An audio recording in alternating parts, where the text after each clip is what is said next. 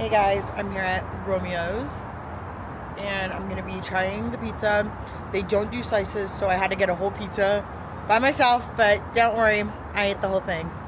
Alright guys, I will let you know my opinion.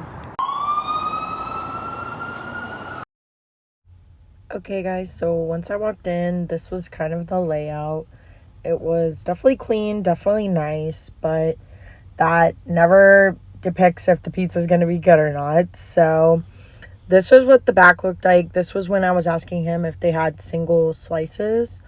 But he told me they had like personal servings.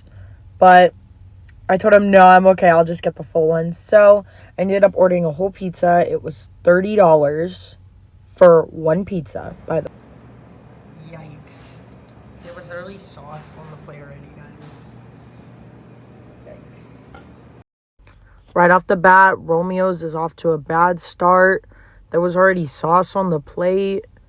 As you can see here, I don't know what was happening with this pizza. But I still ate it. I don't know what was going on with this pizza, guys.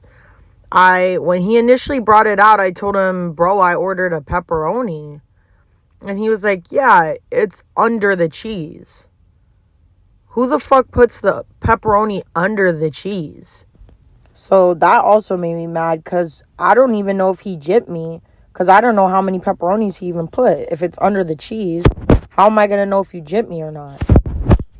So besides all that, the actual pizza tasted like garbage. The pepperoni was like, it was almost like a salami or something. Or what's that stuff called? Prosciutto. Like it was almost like a prosciutto or whatever it's called. It didn't even taste like pepperoni.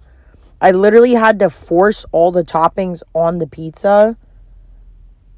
I had to somehow eat the pizza. It was just a mess. It was greasy. It was literally a mess. Here's the pepperoni under the cheese.